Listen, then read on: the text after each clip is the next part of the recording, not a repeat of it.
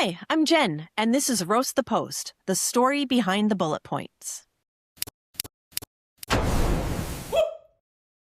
everybody. This week we have kind of a special episode. We are doing something a little bit different. Jen and I, believe it or not, when we started this podcast, we were pretty much strangers.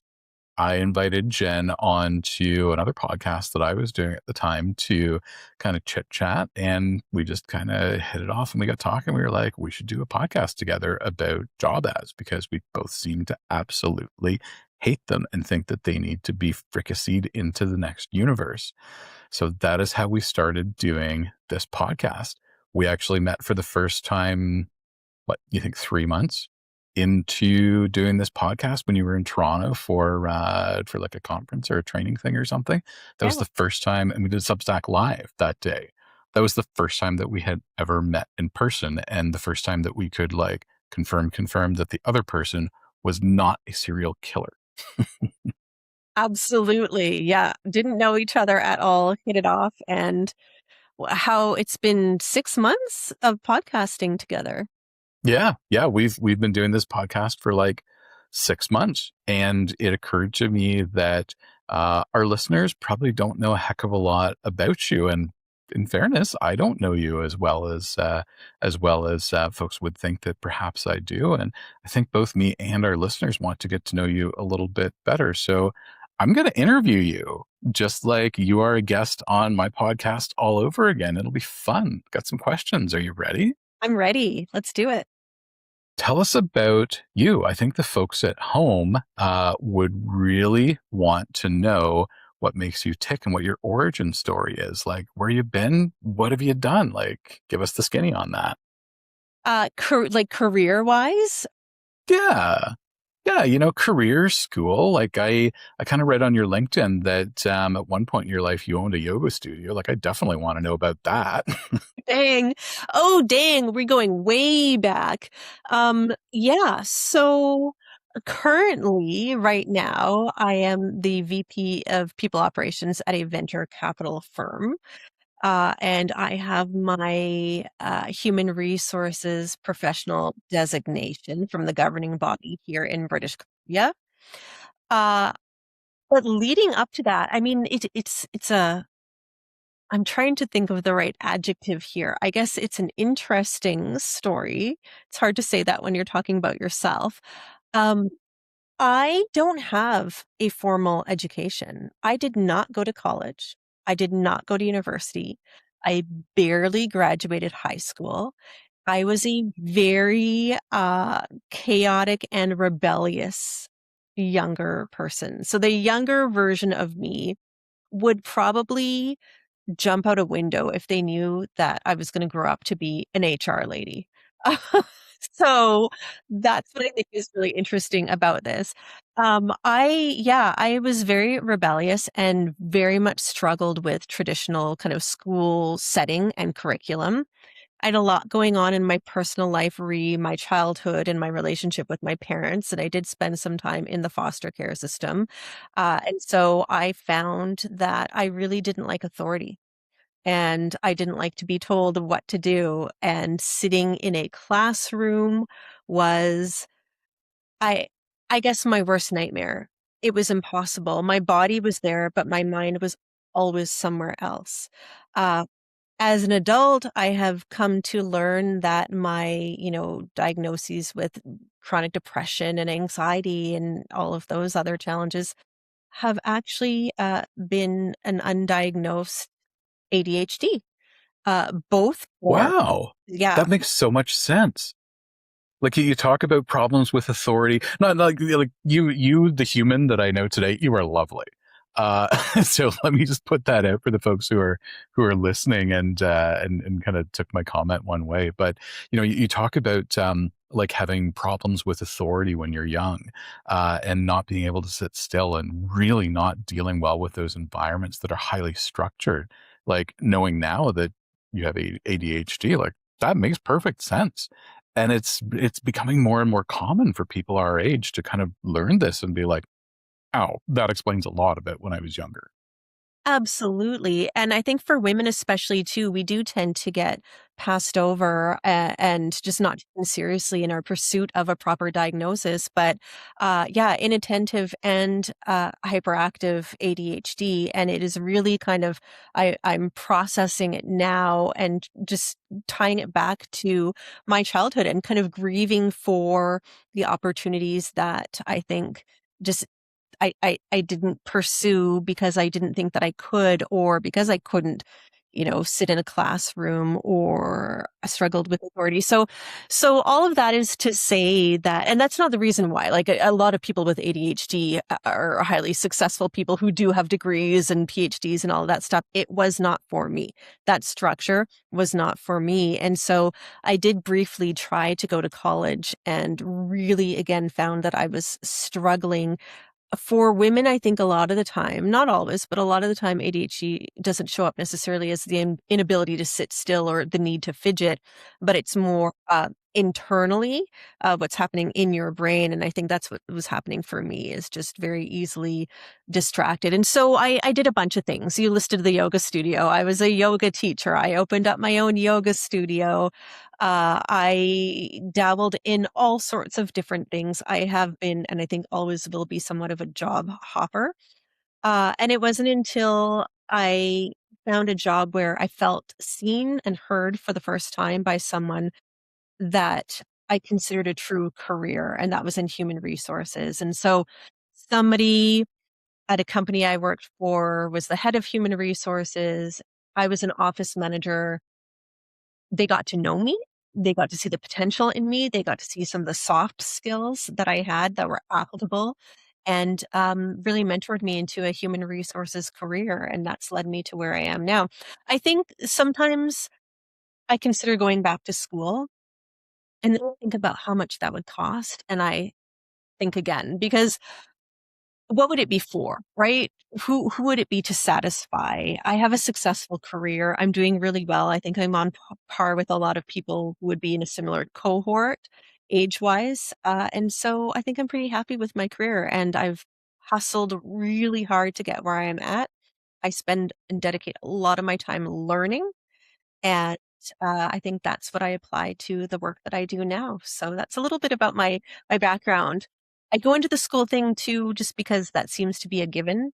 It's a big part of the conversation. People will ask, "Well, where did you go to school?" or "What did you study in school?" And there's a lot of shame that comes with saying, "Well, I didn't." I got my designation by challenging the exam and taking a different pathway, uh, that was available to me, and still landed on the other side of it, so I'm pretty proud of that. As you should be, I can absolutely see, that's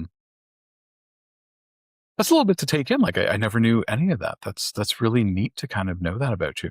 Um, I can see where shame, the idea of like, you're asked, oh, where did you go to school? Because it is such a common thing for professionals and white collar jobs, particularly, to have degrees, diplomas, or advanced degrees in many cases. Like the number of job ads that we see for entry level positions where it says, we want an MBA. I personally think that's a little nuts. That's pretty overkill. But you say that there's a feeling of shame when you answer that question by saying, I haven't gone to school. But the other side of that is that you are in a leadership position in a venture capital firm, which is a notoriously challenging industry. Like you're a vice president, you've achieved many of the same things that people who have advanced degrees have achieved, but you didn't need the degree. You did it in spite of not having a degree. So like I can understand why you would say that, oh, there's some shame associated with answering that question. But on the flip side, that's actually kind of kick ass. Like that's a big deal. And it's something that you should be really proud of. And like anybody who asks that question and thinks that it's shameful that you don't have an education is kind of dumb. Like that's pretty serious perseverance to get where you are without that education. It's very me. I would say it's very aligned with me and who I am and how I have navigated my life, period. Not just the professional aspect, but all aspects of it. So I think that there should be some pride in that. Maybe we can talk a little bit about what that has looked like for applying for jobs, actually, because you named some Interesting. I could never get a job with the government. Even most like the lowest level entry level role, I could never get a job with the government. So there's certain companies that I'll never be able to work at, no matter how many other certifications or designations I have, no matter how successful maybe my Substack is or this podcast. I've written for the Globe and Mail. I've been published by the Globe and Mail.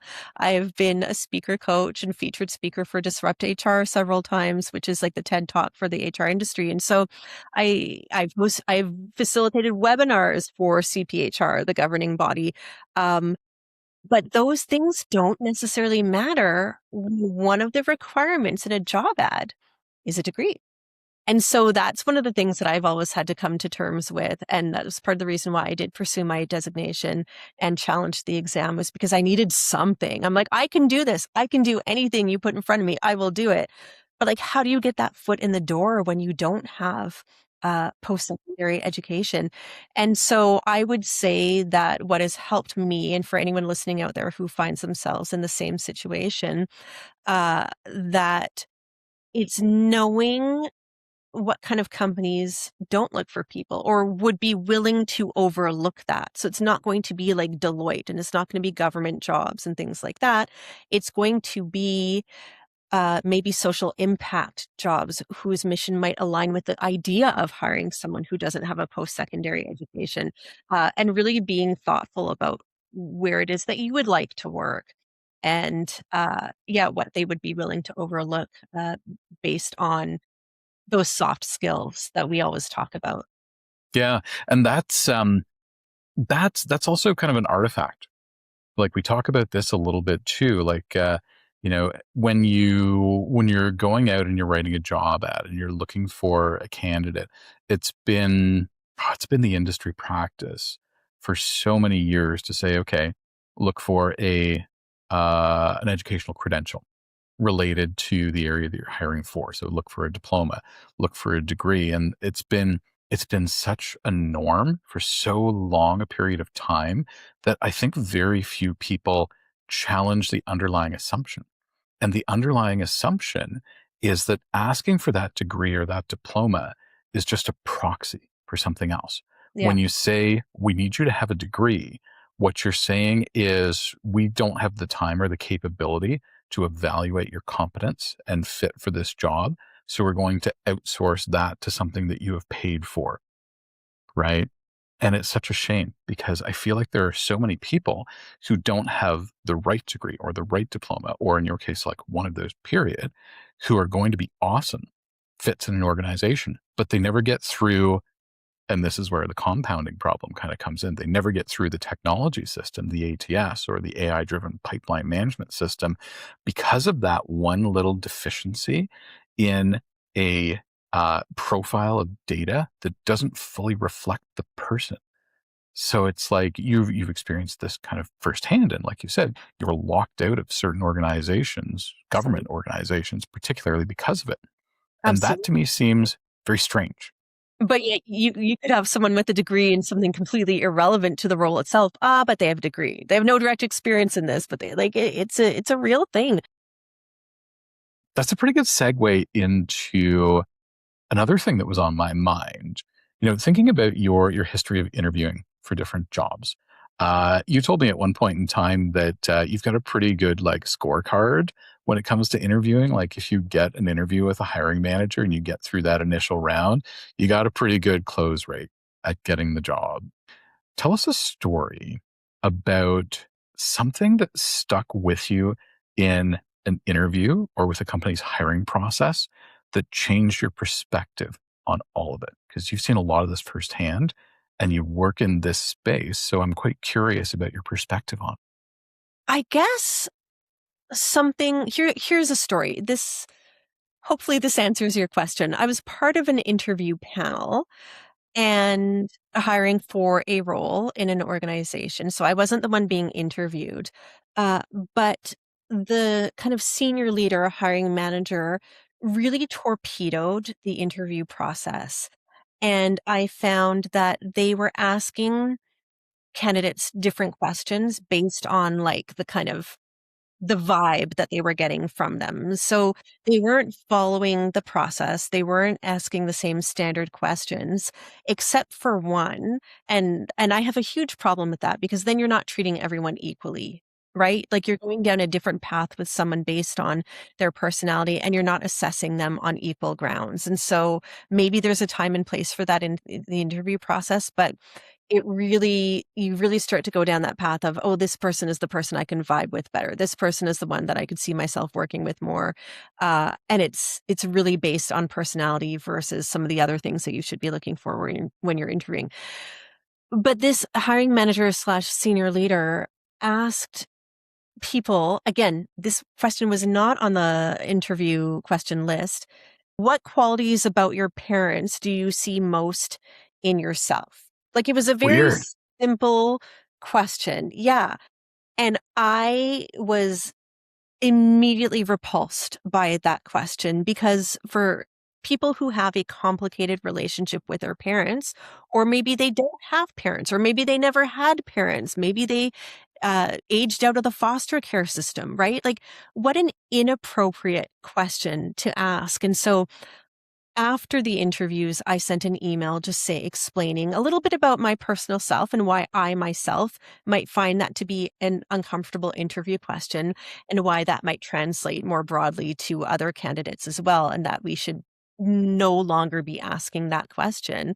And this was someone who's like a white hetero cis man who went to a very well-known Ivy League university and could not understand why I was saying that we shouldn't be asking this question, like, could not put himself in that mindset. And I guess the lesson for me there was that not everyone is good at interviewing. Not everyone should be part of the interview panel. And having a bad interviewer can absolutely torpedo the interview process and make you lose really good candidates because they're either not able to represent themselves properly or you're just giving them a really terrible experience. So I think that was like a really good lesson for me was that dang, I think I can interview people really well, but it is a skill set, and not everyone has that skill set, and not everyone should be part of the interview process. I think we've all worked at companies where it's like panel after panel after panel because they just want everyone to be part of the interview process, and not everyone needs to be or should be part of it. So I would say that that's probably one of the bigger lessons that I've learned. Yeah, and interviews, a lot of people treat interviews as conversations. And don't get me wrong, I am not against conversational interviews. I actually kind of prefer them. Have a little bit of like leeway to go left and right and really dive into certain topics that come up that are interesting.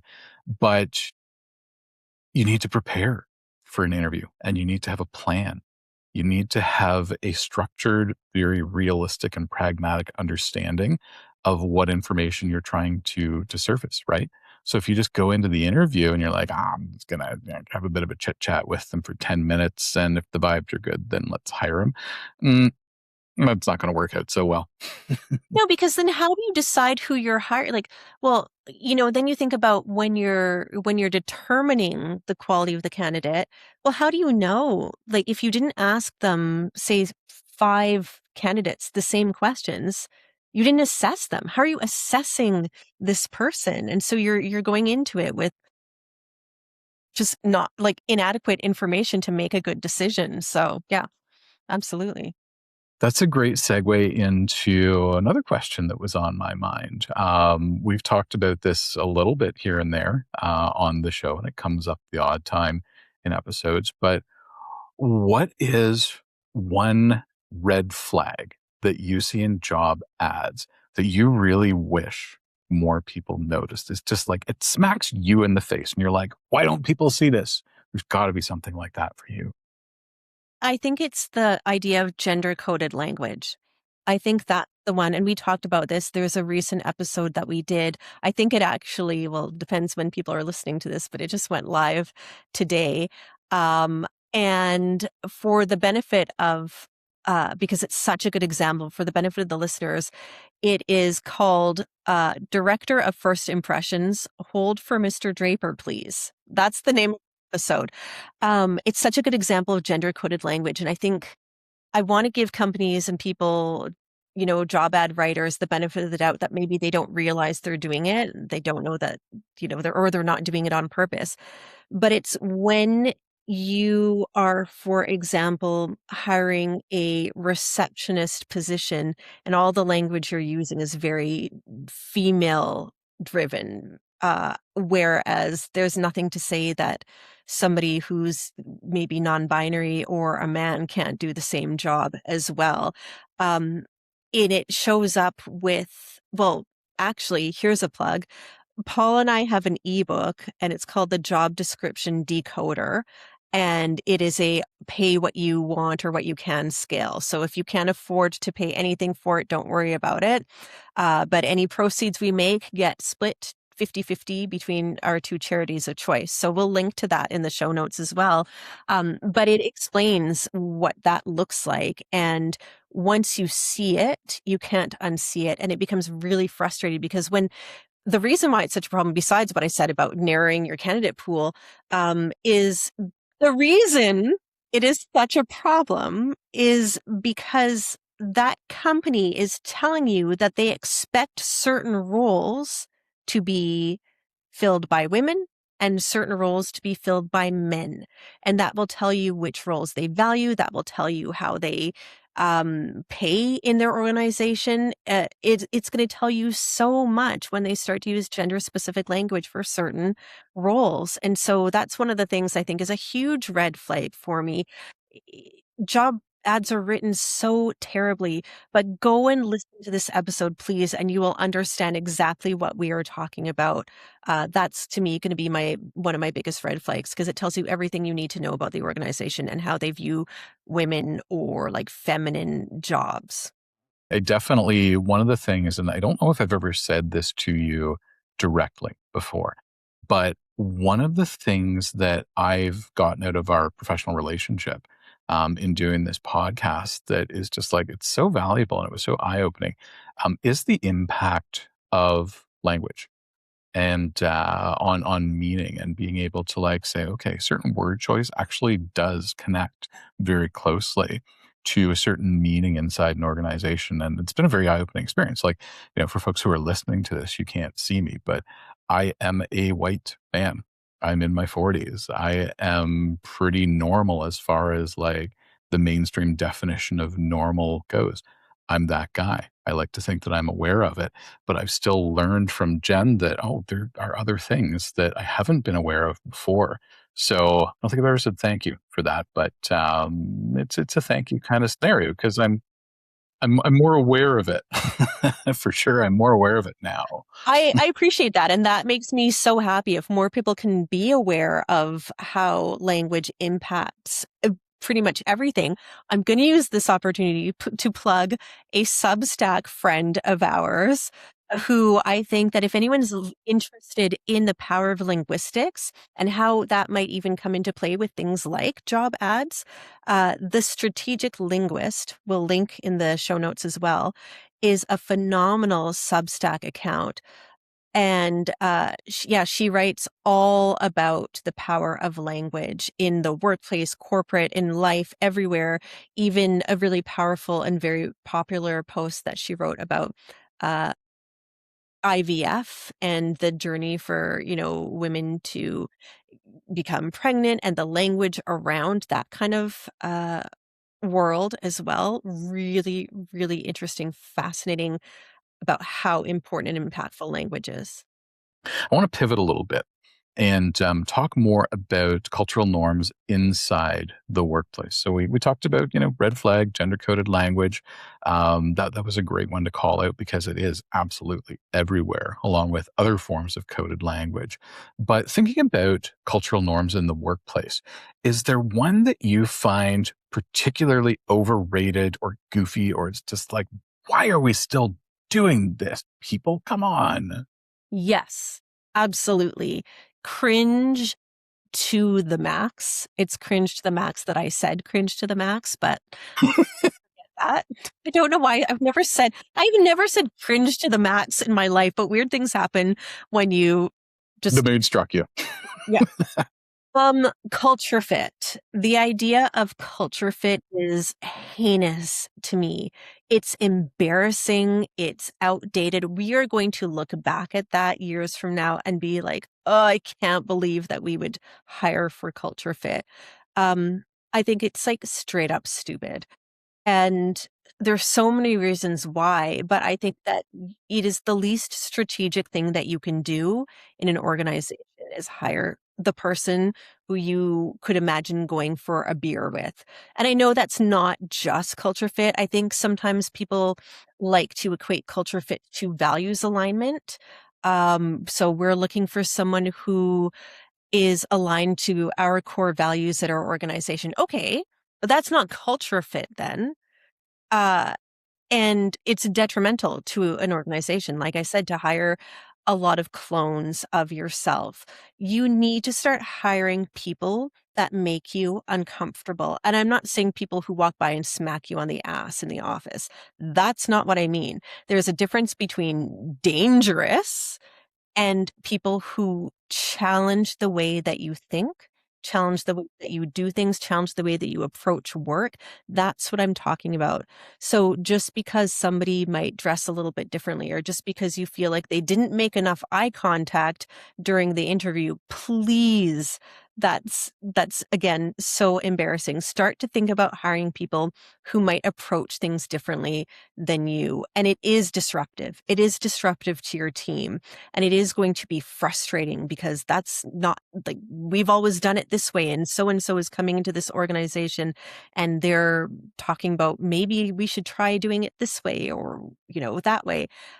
And that is inconvenient to you. That's a problem. Your team is going to struggle to adapt, to grow, to innovate. So stop hiring clones of yourself, stop hiring for culture fit, and start hiring for, if you want to call it values alignment, sure. I don't think it's that either.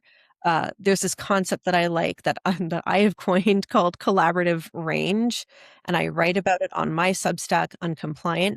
And it's the idea of hiring for people who can uh, adapt and increase the way that you can collaborate within work.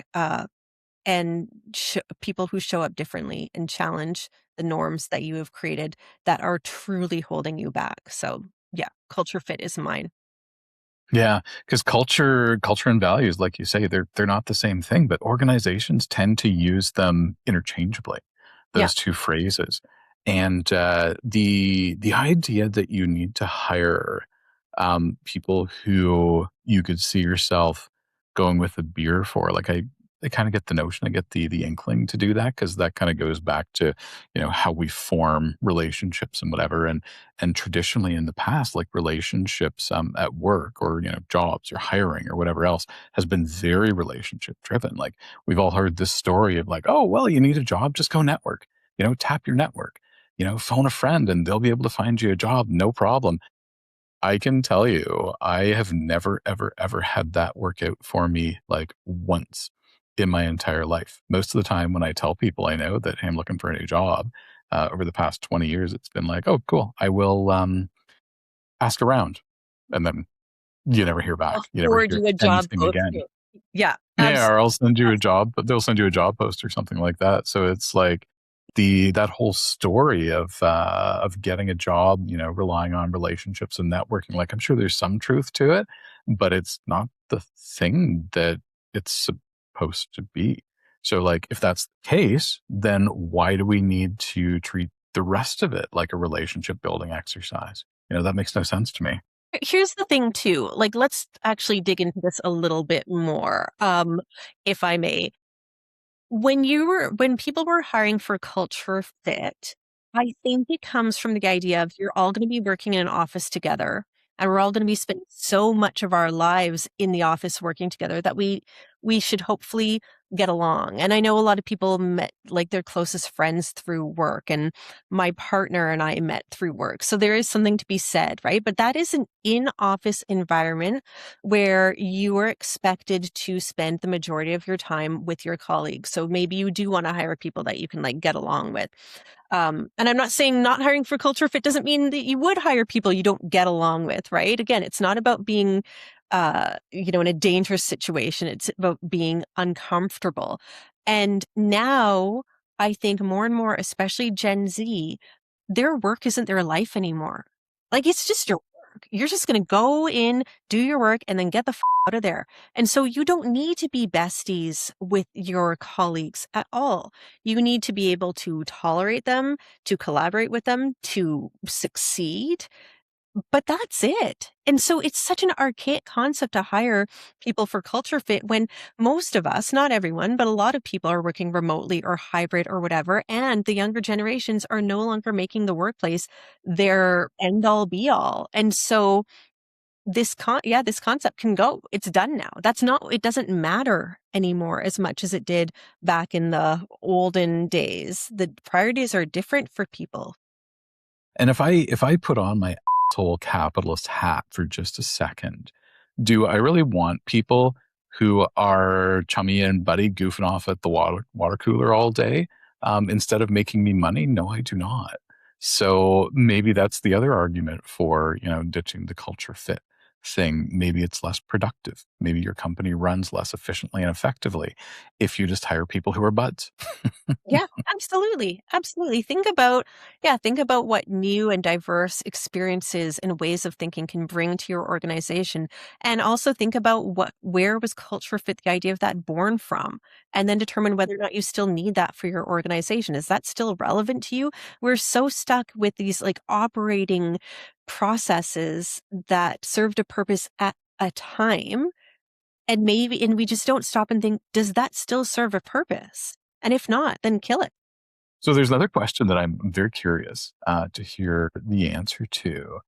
How has co-hosting the show changed your own perspective on hiring or searching for jobs? Like what's changed ever since we started doing this 6 months ago because of it?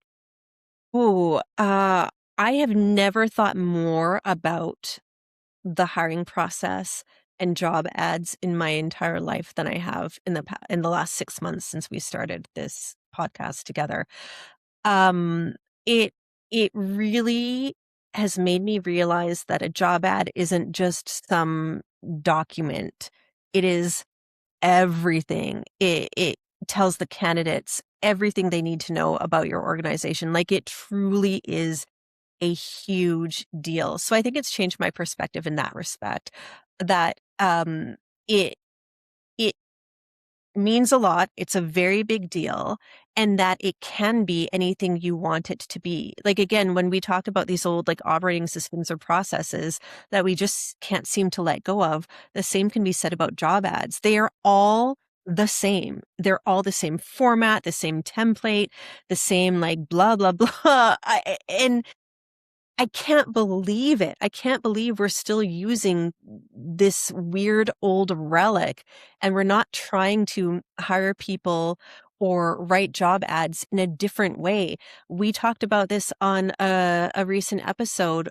It was a company that does, I think it's like entertainment for kids, but with a learning aspect. Yeah. And yet their job ad was the same that you could find for any company.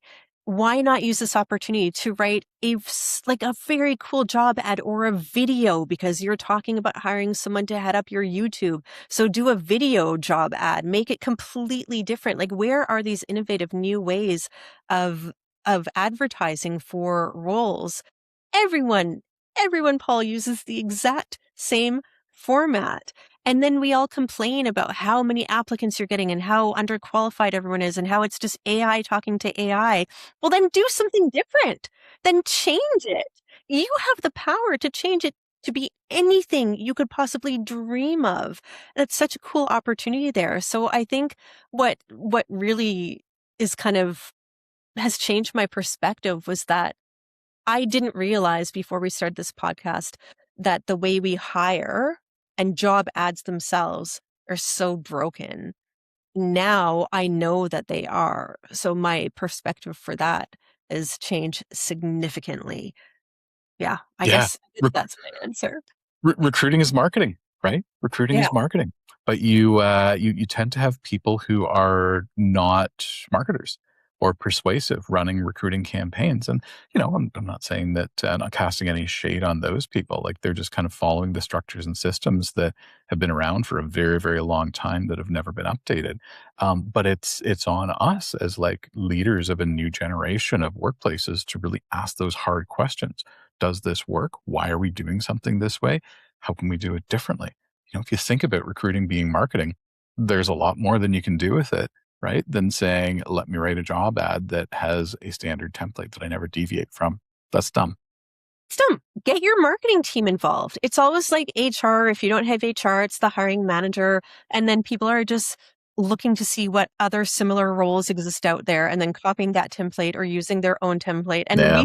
we know this because we see a lot of mistakes in the job ads too. Like, you can tell that they were just copied and pasted from previous ones, or like, does your job actually require someone with this specific designation? Do they actually need that? Like HR, for example, a lot of roles require a specific designation. Do you actually need that? I would argue that you don't. So stop putting that in there. Like, start questioning what it is that you're asking and putting out there. So yeah, it's really changed my perspective and how I see. I can't look at job ads anymore without dissecting them and taking them apart and like rewriting them, and like that urge to reach out to the company and be like, we can do this for you a lot better than what you've just done. And I would say the other thing is that it's not always bad job ads, right? Like, we've found some really good ones too. Um, but the majority of them are terrible, terrible job ads out there. Yeah. Speaking of the copy and paste thing, when I was going through some job ads this morning to add to my stockpile for the show, I found one from it's a very, very large company that's publicly traded. And the job was posted. It was for a fairly senior role. It was for a director level role that would have had a commensurate salary attached to it. And the job ad was, written out like about the company was there. It was fine. Like, it was nice, kind of creatively written. All of the accessibility and inclusion statements were like there, and it was fine. There was nothing wrong with those. But then there were two sections. There was about the role and about the team. And it said there was one bullet point in each, and both bullet points, one in each section, said bullet points are here. And No. this was a live job ad that I found on LinkedIn. And I don't remember if I added it to like our backlog or whatever, because it would be the shortest episode in history, or maybe the longest. I don't know. But big company. Big companies still make mistakes like this. This is what I'm saying. Like, we all talk about, like, the most expensive cost for any company is their people, right? That's what's going to cost you the most, is paying for your salaries. And we always talk about how important the people are to the organization. Sometimes when, say, a company is getting acquired, the company acquiring them is actually buying the employees in the organization, right? So we know this to be true. And yet you see job ads like what you just said, that it's like, how much thought and work are you putting into this? Like, nothing. And then you're going to say there's no good talent out there and nobody wants to work, or we can't find the candidate. And then you see the same job ads posted over and over again. And it's like, because your job ad is because you're Yeah. not doing it properly. You're not putting the amount of energy and care into it that you should be. And your story reminded me of, remember, we found a funny one too on LinkedIn. It was a job ad, but whoever posted the job ad accidentally put their resume in the job. Yeah. They would have gotten fired, I imagine. This was a live job posting on LinkedIn. And it was actually the person, whoever did it, put their resume in by mistake, like put their resume as a job ad. And maybe it was a clever marketing. Maybe they were like, I'll find a job this way. Oh, it's unbelievable how little care goes into job ads. It's wild. Yeah. And it's funny too because one of the common complaints that you hear from hiring teams that are responsible for this is like, I don't have time to write job ads. Like there aren't enough hours in the day. Like I'm overburdened. I'm stressed. I can't write job ads. But if I once again put on my kind of capitalist apple hat, um, you are going to spend on the low end $40,000 a year, on the high end a couple $100,000 a year on this particular like asset in your business, and you're telling me that it's not worth your while to spend 4 hours on this thing that will arguably and demonstrably bring a much more productive, effective, better quality asset into the organization. Like if you frame it through that lens, it's like, no, do it or be fired. This is it. This is it. You do have time and you can leverage AI. Use an AI tool. And yes, we talk about like the biases and everything in there. Tell it what you're concerned about. Say to the AI tool, I want to make sure that I don't, have biases about this. I want to make sure that I'm not just targeting women. Or not just targeting men. I want to make sure that I attract a diverse candidate pool. Say all of those things and then work with the AI tool to build it if you feel like you don't have time. But like, yeah, like you said, if you put the time and energy into it, you will see that return on your investment. You're wasting money otherwise. It's such a huge drain to not do it the right way. Take the time. Yeah. Yeah. Jen, I've absolutely loved having kind of a candid conversation with you today to get to know you a little bit better. I want to close off with one final question though. What's your favorite episode of Roast the Post and why? Oh, yeah, great question. So, my favorite episode of Roast the Post is I think it's our second episode. I'm pulling it up right here so I can find it. So, it's called Executive Assistant and Office Manager, Two Jobs in a Trench Coat. And it's my favorite because it is a hot dumpster fire mess. It is absolutely terrible. The job posting itself and then the job design as well. And I think that it's my favorite because I think we were both blown away in real time by how terrible it was. And it's really eye-opening about how bad a situation can be that you might be walking into. So I liked it because we were real with our reactions. We had some good banter. I think our personalities showed up really well. It's so early days in like this whole process for us. So I think there's a little bit of us not really knowing what we were doing either and like feeling our way through it. But I think it stands out to me just because it's such a terrible job posting. Um, and yeah, I think I still think about who might have been hired into that role and what their life looked now. That's how bad it was. I remember that one. I think one of the things that we kind of stumbled into really early on in talking about that job ad was this is two full-time jobs put into one for no good reason, and they didn't list the salary, but they listed the salary for other jobs that they were hiring for in that company, which that was after pay transparency laws took effect in Ontario. So a little bit illegal. Yeah. That one was a blast. I might actually rewatch that one tonight. And I think too, another thing that I think this job ad was the catalyst for it created that momentum for us realizing we can't just rate the job ad. We also Mm. have to rate the job design because you can tell about the job design based on the job ad. So I think that was one of those eye-opening moments where if it didn't spur us to do it, it got us, towards that point where we're like, oh yeah, we got to rate two things here, the job ad and the job design, because they are two different things. But you can see it right there. I remember that now, yeah, because that's where the story behind the bullet points came from. We started thinking about the organization and we were like, oh, what does this actually tell us about the organization, like the structure of the organization and the teams and everything. Yeah, I remember that now. That was a lot of fun. Yeah, so I'd say that's my favorite. Cool. Well, this has been another episode of Roast the Post, a little bit different personal interview with Jen, so we can get to know her a little bit better. We will be back next week with another episode. If you're not subscribed, you should go do that. See y'all later. I just burped. Thanks for joining us on another episode of Roast the Post. If this episode made you feel feisty, leave a rating or review wherever you watched or listened. It turns the algorithm into our own personal butler and helps new listeners find the show. We record new episodes every week in our live studio audience. Check the link in the show notes if you want to join us.